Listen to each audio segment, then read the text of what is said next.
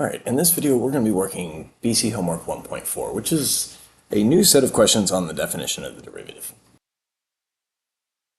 And this first question is getting at the idea of when does the derivative of a function exist? When is a function differentiable? So the first question is find all values of x at which f is not differentiable.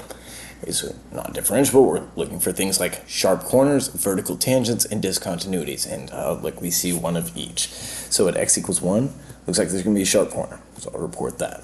Then at x equals 3, there is a vertical tangent, and at x equals 4, there's a discontinuity. Okay, so these are the three reasons that a function could be not differentiable. We're looking at a picture of the graph, and so there we go. And then two values of x for which f prime of x is equal to 0. So we're looking for places where there's a horizontal tangent. I see one up here at the top of the semicircle. Okay, right there at x equals 2. And then again, okay, it's a two line segment, so I know that this line between x equals 4 and x equals 5 is a horizontal line. And so I know that right in there, the tangent line would be horizontal because the graph itself is horizontal. Okay, so really any value of x between 4 and 5 would work, but I'm just going to say 2 and 4.5. Okay, number 2 is talking about the temperature of an oven at time t, which is modeled by the function h. H is measured in degrees Celsius and T is measured in minutes after the oven began to preheat. Okay, we're going to interpret the equations H of 10 equals 150 and H prime of 10 equals 15 in the context of the preheating oven. Okay, so when we say H of 10 equals 150, this is kind of a pre-calculus question, but it's saying that the temperature of the oven, that's H, at time T equals 10 is 150, and H is measured in degrees Celsius, and so we'll need to be using correct units. Okay, and this is something we will practice quite a bit in this class, interpreting the meanings of certain things in the context of the problem using correct units. Okay, for now, I just want to make sure that we are conscious of the fact that we need to be, giving our units of the output and the units of the input, right? After 10 minutes of preheating, the temperature is 150 degrees Celsius. Okay, they're both equally important. Then h prime of 10 equals 15, that would be like the slope of the graph of h, the rate of change of h. So the rate of change of h, the rate of change of the temperature is 15 at t equals 10. Okay, and if you need to at the beginning, let the units of the derivative guide you. Okay, units of the derivative would be units of h, degrees Celsius divided by units of t, minutes. Degrees Celsius per minute. Okay, it's like how fast the temperature is changing. Okay, so it's going up by 15 degrees Celsius per minute, right? Because it's positive 15. If, it was after we were done cooking and the oven was cooling off, then we would be seeing h prime of 10 was, I don't know, maybe a negative number. Okay. And then once again, just doubly pointing out that we need to be, giving the units of h prime, which is degrees Celsius per minute, but also the units of t, like time, that 10 minutes.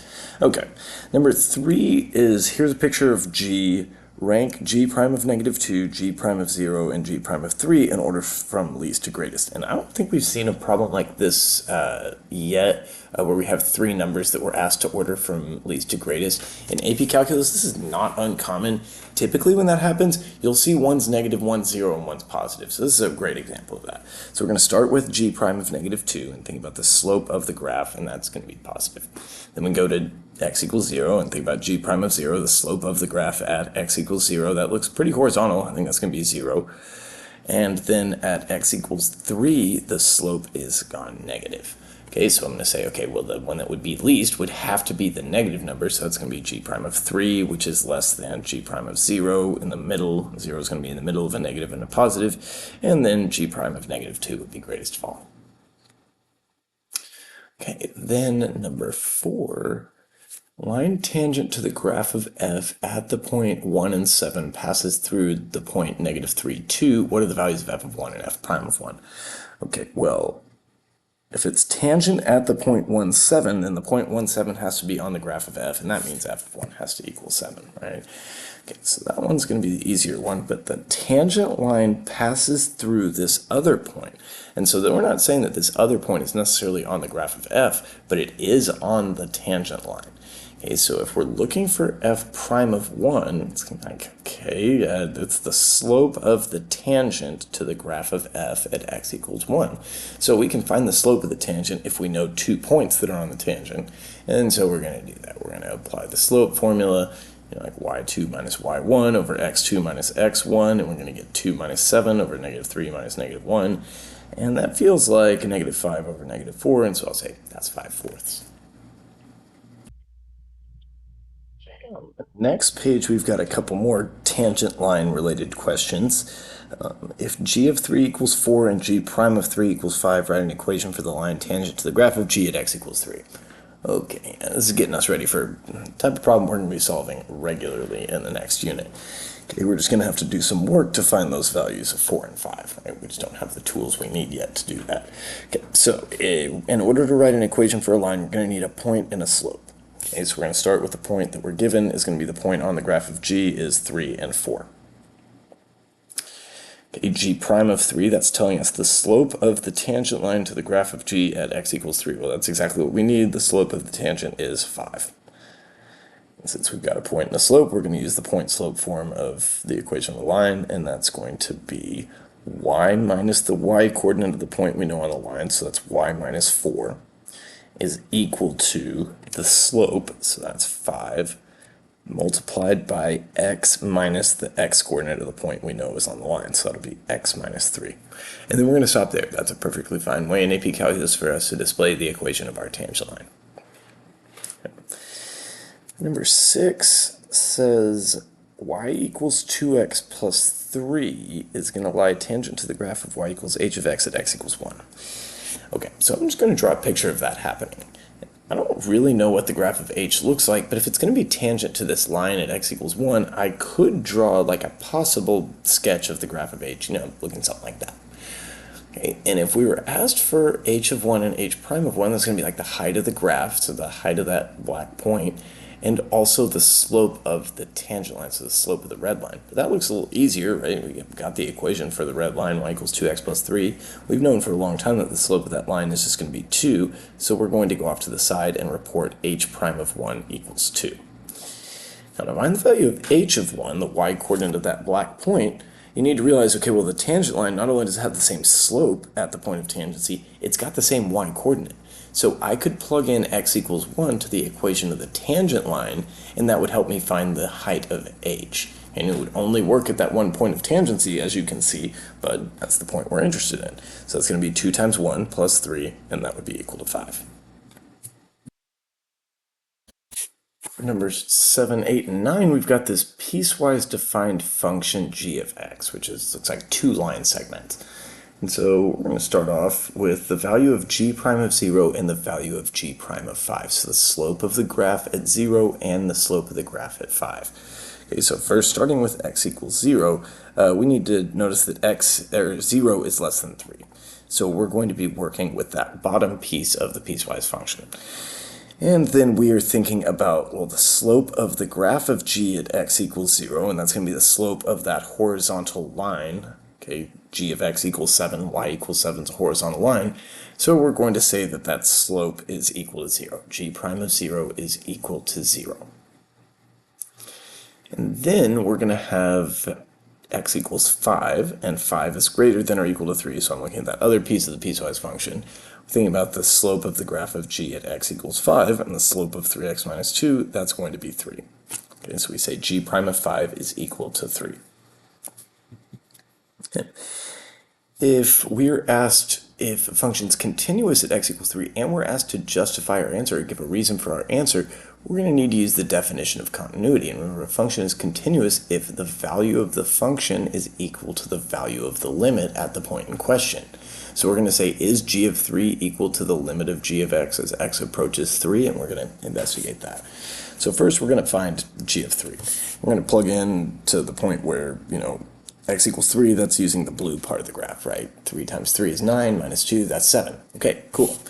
And then what's going to be the limit as g approaches 3 as x approaches 3 of g of x? That's going to also be 7 because, we just checked, we're approaching 7 from the right side. It's constantly 7 from the left. Okay, if I was going to give more justification on that, I might say because 3 times 3 minus 2 is equal to 7. And it's kind of like, almost so obvious, it's like, how are we really going to say without jumping into the one-sided limits and like, we don't need to be that specific. This is just practice here. So I think that's more than enough that we could say, all right, well, the limit's equal to the value of the function, so we're just going to conclude yes. And then if we're asked about the differentiability of g at x equals 3, we could try to draw a graph, but I, as much as possible, would encourage you to just try to visualize the graph. It's like, okay, at first it's constantly 7, and then it's 3x minus 2. Okay, and so that's a slope of 0 suddenly to a slope of 3. That's going to make a sharp corner. So I'm going to say no. And the reason would be because the graph of g has a sharp corner, so g prime of 3 doesn't exist, or g is not differentiable at x equals 3. I'd said g prime of 3 does not exist because of a sharp corner. And then, yeah, I had drawn a picture of it, but it was not a correct picture. That thing where x was greater than or equal to 3 was on the top. That kind of threw me for a loop a couple of times when I was working this one. So that would be a picture of what the graph of g would look like, at least near x equals 3, and that is definitely going to be a sharp corner at that point where it switches from red to blue, so we say that g is not differentiable at x equals 3. The next set of questions is based off this weird looking graph here, and got a bunch of different things, a couple of limits, a couple of, symbolisms, and really what we need to do is translate this and figure out what they're asking for in each of these 4 cases. And what you need to remember at this point is when we talk about f prime of a number, that means the slope of the graph of f at that number. So, that could take the form of like number 12, where it's going to directly ask you what's f prime of 5.5, or it could be one of these limits, or dy dx at x equals 2. Okay, that's a notation I forgot to show you in class, at least this year. And but that just means slope of the tangent, just like f prime. So I'm going to go through and say, okay, number 10, that's a limit of rise over run as run goes towards 0. That's f prime of 4. Number 11, that's another version of the limit of rise over run as run goes towards 0. I see I made a typing error, but we're just going to say that's f prime of 3. It's supposed to be the limit as x approaches 3. And, maybe by the time you're watching this, maybe in future years, I will have edited that. Just missed that one. Yeah, so yeah, but f prime of 3 was definitely what I was interested in, because we're going to take f prime of 2 on number 13. That's the slope of the tangent line dy dx at x equals 2. That's going to be f prime of 2. All right, so yeah, now that we've got all these decoded, we can look at these slopes. We also changed that to a 3. That was getting to me. Okay, so f prime of 4, we're going to think about the slope of the graph at x equals 4. So we could say, all right, from here, it's a line segment. The f is clearly composed of a bunch of line segments. Looks like the slope here is negative 2. I go over 1, I go down 2. So I'm going to say that this is equal to negative 2. F prime of 3 is the slope of the graph at x equals 3, and we've got a sharp corner here, so I'm going to say this one does not exist. F prime of 5.5 is going to be the slope through here at 5.5, and so what I'll do is I'll just find the slope between these 2 points I've marked in blue, and it looks like I go over 1, up 4, so it's going to be positive 4.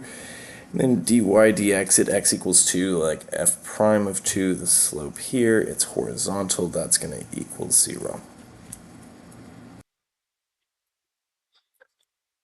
Next, we've got another one of these context questions. So the number of wildflowers in a yard is modeled by the function f of t, where t is measured in weeks after April 1st.